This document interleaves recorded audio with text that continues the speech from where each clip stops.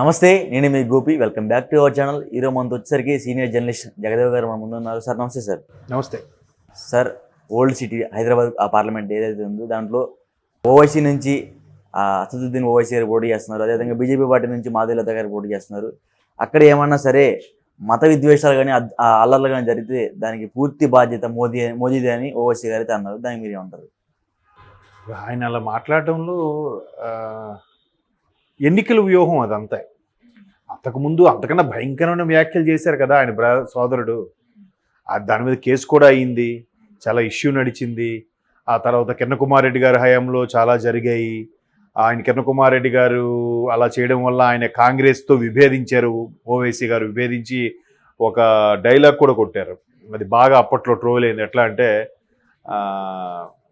ఇదేంటది, Rajasekhar Reddy is my friend, Kiran Kumar Reddy was my friend అని అన్నారు. అంటే ఆయన అప్పుడు ప్రెజెంట్ టెన్స్ పాస్ట్ టెన్స్ అన్నట్లా చెప్పారనమాట, ఏదో సంథింగ్ అలాగ వచ్చేలాగా. సో అప్పటి నుంచి అప్పుడు కిరణ్ కుమార్ రెడ్డి గారు అసలు ఉద్యమము అంత ఇదిన్నా కూడా, సీనియర్లందరూ ఎవరు సపోర్ట్ చేయకపోయినా కూడా, తోటి మంత్రులు సహకరించకపోయినా కూడా చాలా బాగా చేసుకొచ్చాడు ఆయన. కాకపోతే అంతే, కొంతమంది దురదృష్టం అలా ఉంటుంది. అయితే అది ఆ విషయం పక్కన పెట్టండి. ఇప్పుడు ఓల్డ్ సిటీలో ఓవైసీ గారు అంటే ఫిక్స్. అంతకుముందు వాళ్ళ ఫాదరు ఒక 3-4 సార్లు ఎంపీ అయినట్టున్నారు. ఇప్పుడు ఆయన ఒక 4 ఇది 5వ సారి పోటీ చేయడం. గత 7 సార్లు నుంచి వీళ్ళదే రాజ్యం కదా. అయితే ఇప్పుడు మత విద్వేషాలు రెచ్చగొట్టడం మోదీ గారి బాధ్యత అనే ఎందుకు వస్తుంది? ఇక్కడ బీజేపీ అనేది పోటీ చేస్తున్నారు. మొన్న మాధవీలత గారు కూడా చాలా ఉధృతంగా క్యాన్వాసింగ్ చేస్తున్నారు. ఆవిడ ప్రతి దానికి కూడా ఒక సమాధానం చెప్తున్నారు. ఆవిడ పైగా అనర్గళంగా ఇంగ్లీషు, హిందీ, తెలుగు, సాంస్క్రిట్ ఏదైనా మాట్లాడుతుంది ఆవిడ. ఆ నేషనల్ మీడియాకి ఇచ్చిన ఇంటర్వ్యూలో కూడా చాలా అద్భుతంగా మాట్లాడింది. అసలు ఆప్కా అదాలత్ అనేది శర్మ గారి ప్రోగ్రామ్ ఉంటుంది చూసారా, ఒక బోన్లా కూర్చొని ఉంటారు. రేవంత్ రెడ్డి గారు కూడా దానికి అటెండ్ అయినట్టున్నారు. దాంట్లో అసలు చాలా అద్భుతంగా. ఇప్పుడు నిన్న మొన్న అక్కడ చూశాను, శివస్తుతి, అవును, గుక్క దిప్పుకోకుండా చదువుతున్నారు.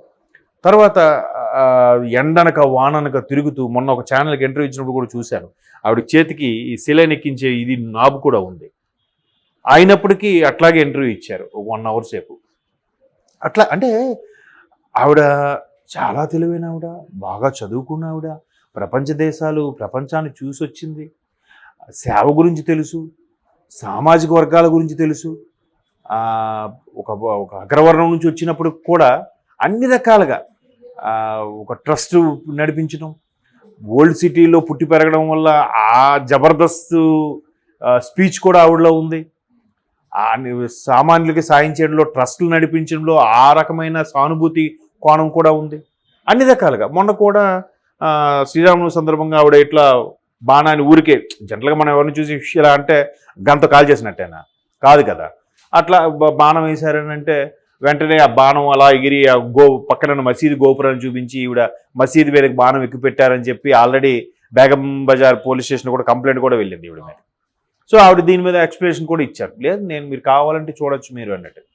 అంటే ఎప్పుడైతే ఇట్లా మత విద్వేషాలకు కాన్సెప్ట్ కలిపి రెచ్చగొట్టేలాగా వ్యాఖ్యలు చేస్తారో ఓడిపోతాను భయం స్టార్ట్ అయ్యి ఉండొచ్చు మేబీ.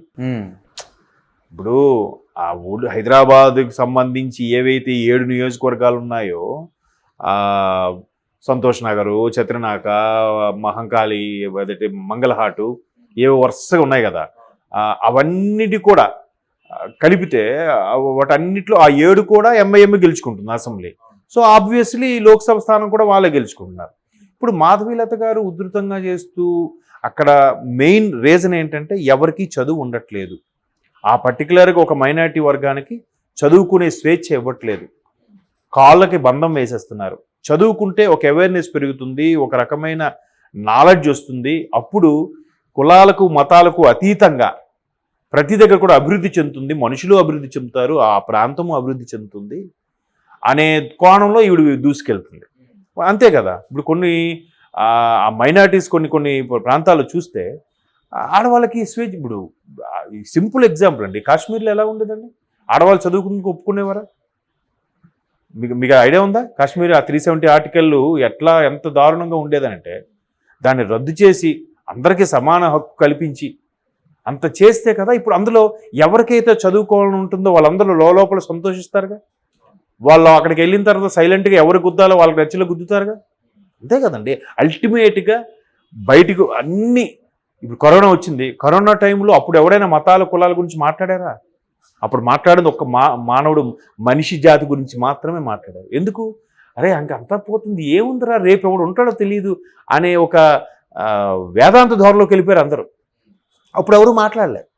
ఇప్పుడు మళ్ళీ ఎందుకు వస్తుంది? ఎలక్షన్స్ కాబట్టి ఒకవేళ సామాన్యులు మాట్లాడకపోయినా వీడు నాయకుడే స్టార్ట్ చేస్తాడు.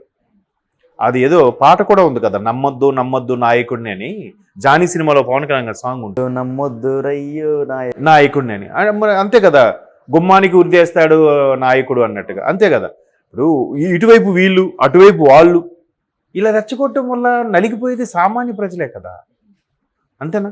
లైక్ అది కాకుండా ఇప్పుడు అది కూడా ఎన్నికల వ్యూహంలో కూడా ఈ స్టేట్మెంట్ ఇచ్చారు ఆయన. ఎక్కడ మత విద్వేషాలు రెచ్చగొడితే మోదీ గారు కారణం ఎందుకు అవుతారు? ఆయన వచ్చారా అంటే సీట్ ఇచ్చింది ఆయన కదా. బీజేపీ పార్టీ ఇచ్చింది, భారతీయ జనతా పార్టీ అనౌన్స్ చేసింది. భారతీయ జనతా పార్టీలో ఉండే చాలామంది ఎంపీల్లో ప్రధాని ఒక ఎంపీ.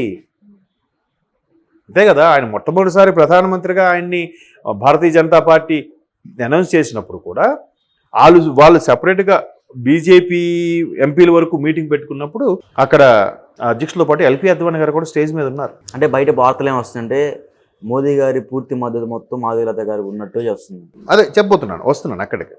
అయితే అక్కడ స్టేజ్ మీద ఉన్నప్పుడు కూడా ఎల్కే అద్వానీ గారు కూడా మోదీ లాంటి వ్యక్తి రావడం, మనం మళ్ళీ ప్రభుత్వాన్ని స్థాపించగలిగాము, ఆ క్రెడిట్ అంతా మోదీకి వెళ్తుంది అన్నట్టు కూడా ఏదో అద్వానీ గారు చెప్తే వెంటనే మోదీ గారు మళ్ళీ మైక్ తీసుకొని అతను టైం మాట్లాడినప్పుడు, నా గొప్పతనం కాదు, నాకు బీజేపీ మొదటిది నా తల్లిదండ్రులు అయితే, రెండోది నా బీజేపీ పార్టీయే, భారతీయ జనతా పార్టీ నన్ను హక్కును చేర్చుకొని నన్ను ఈ స్థాయిలో నిలబెట్టింది నా పార్టీ, దాన్ని నడిపించిన ప్రధాన ఉద్దండులు ఒకటి అడ్వాణీ అయితే రెండోది వాజ్పేయి గారు అని చెప్పి కళలు నీరు పెట్టుకున్నారు కూడా.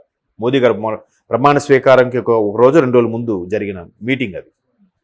నాకు నా తల్లి, అది కూడా నా తల్లే, బీజేపీ కూడా నా తల్లి అని కూడా చెప్పారు ఆయన కదా. సో అలాగ బీజేపీ ఎవరెవరికి ఏ స్థానం కల్పిస్తుంది. మోదీ గారి ప్రయారిటీ ఉంటే ఉండొచ్చు కాక, ఎందుకంటే ప్రధాని ఆయన బొమ్మ చూపించి ఓట్లు అడుగుతున్నారు కాబట్టి. తర్వాత అమిత్ షా, రాజ్నాథ్ సింగ్, నడ్డా గారు వీళ్ళందరూ ఉన్నారు కదా ప్రముఖులు, అమిత్ షా గారు వీళ్ళందరూ ఉన్నప్పుడు ఆయన దృష్టిలోకి వెళ్ళిందంటే ఈవిడ ఎప్పటి నుంచో గ్రౌండ్ వర్క్ చేస్తున్నారో, ఎప్పటి నుంచి కష్టపడుతున్నారో, సుమారుగా ఒక 1000-1500 పురుళ్ళు పోసారంట, డెలివరీస్ చేయించారు ఓల్డ్ సిటీలో, అది కూడా మైనారిటీ వర్గానికి చెందిన వ్యక్తులకి. అలా అనుకుంటే ఆవిడ చేస్తుందా? మొన్న రంజాన్ అప్పుడు కూడా ప్రసాదాలు పంచారట ఆవిడ. అట్లా అనుకుంటే ఆహార పొట్లాలు పంచుతారా? కాబట్టి ఏదో ఉద్వేషం రెచ్చగొట్టేలాగంటే, అంతకుముందు వాళ్ళు స్టేట్మెంట్ ఒక్కసారి పోలీసులు అందరూ తప్పుకోండి సైడ్ అయిపోతే మా ప్రతాపం మేము చూపిస్తామని దానికన్నా ఇది పెద్ద విద్వేషం రెచ్చగొట్టే మాట అయితే కాదు కదా. మాధవీలత గారు కానీ మోదీ గారు చేసిన వ్యాఖ్యలు కానీ అట్లా అయితే ఏం లేవు.